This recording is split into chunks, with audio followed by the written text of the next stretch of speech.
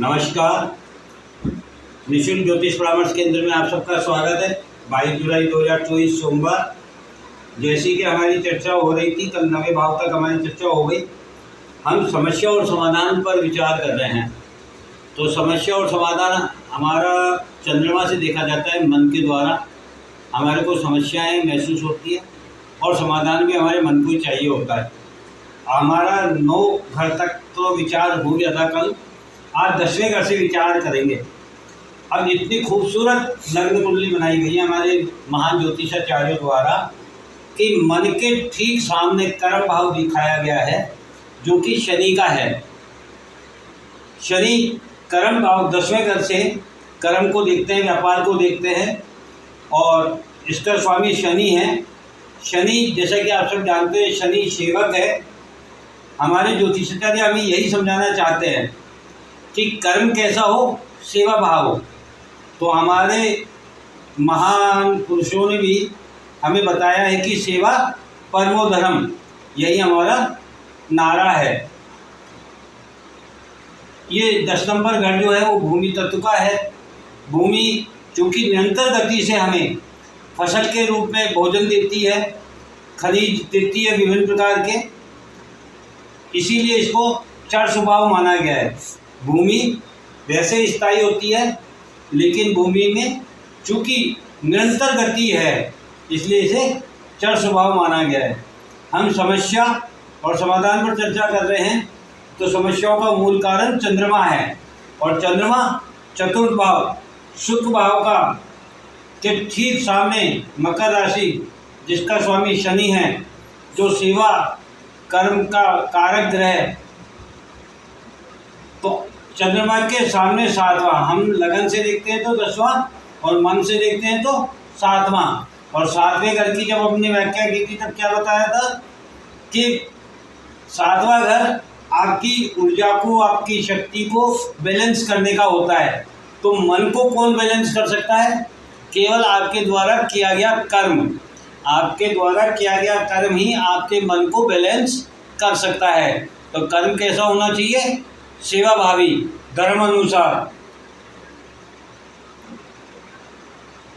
ठीक इसी प्रकार 5 नंबर के ठीक सामने 11 नंबर राशि कुंभ राशि, जिसका भी स्वामी शनि है।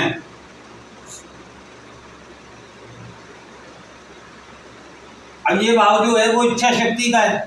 हालांकि इसके बारे में कल विचार करेंगे, लेकिन थोड़ा सा मैं आपको बता दूं कि मन से जब सेवा भावी होकर के हम काम करेंगे, तो चूंकि ये आत्मा का है और ये कार्य का फल मिलने वाला स्थान है, इच्छा पूर्ति स्थान है, जो हम यहाँ कर्म करते हैं उसका फल यहाँ मिलता है।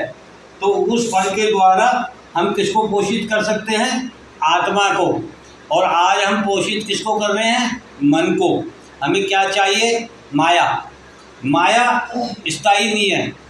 माया कल किसी और के पास थी, आज किसी और के पास है, कल किसी और के पास होगी।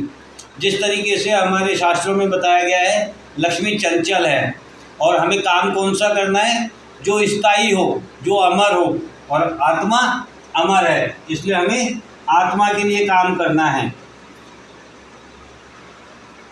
जो आत्मा को सुख प्राप्त होगा वही हमारा प्रारब्ध और संचित कर्म को जन्म देता है, क्योंकि आत्मा अमर है और आत्मा को ही ये सब हमारा पूर्व जन्म और अगला जन्म और ये जन्म भोगना होता है। अब आप देखो, शनि से हमें आज तक डराया जाता है। शनि डराने का नहीं, समझने का ग्रह है। शनि हमें इस जीवन चक्र के जाल से मुक्ति प्राप्त करने का रास्ता बताता है और हमारे कर्मों का न्याय करता है। शनि कर्म कारक ग्रह है। कर्म धर्म से जुड़ करके करने का कार्य है, क्योंकि शनि न्यायाधीश भी है। शनि हमारे द्वारा किए गए कर्मों का फल हमें प्रदान करता है। अब यदि हमारे कर्म सत्कर्म होंगे तो हमें न्याय कैसा मिलेगा? सुख। और यदि हमारे कर्म ही दुष्कर्म होंगे तो हमें न्याय भी कैसा मिलेगा? दुष्कर्म जैसा, दुख।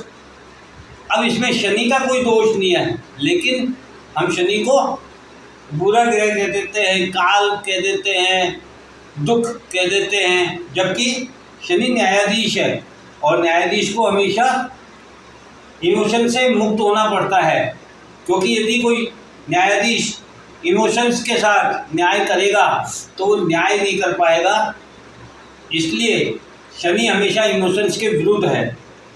चंद्रमा इमोशंस का ग्रह है और शनि इमोशंस के विरुद्ध है।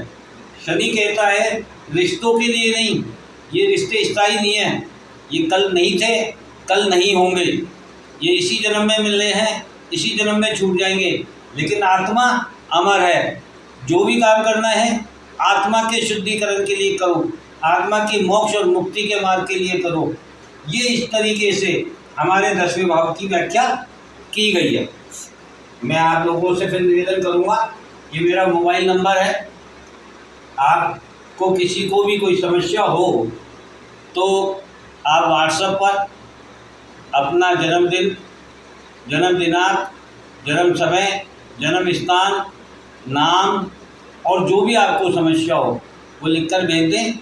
नंबर आने पर आपको जवाब दे दिया जाएगा। और जो भी कोई निःशुल्क ज्योतिष सीखना चाहे वह आ सकता है, संपर्क कर सकता है, स्वागत है। यदि आप लोगों को मेरा बताया हुआ आसान भाषा में समझ में आ रहा हो और अच्छा लग रहा हो तो आप अपने दोस्तों को, रिश्तेदारों को, पड़ोसियों को फॉरवर्ड कीजिए, शेयर कीजिए, उनसे निवेदन कीजिए, आग्रह कीजिए कि वह भी सुने और अपनी जन्म कुंडली पर इसको आजमाएं और देखें कि हमें किसी के पास जाने की ज़रूरत नहीं पड़ेगी, हम स्वयं अपनी कुंडली का अध्ययन कर सकते हैं। मैं कोशिश करूंगा जितनी साधारण भाषा में आप लोगों को बताओ और समझा सकूं। जय हिंद, जय भारत,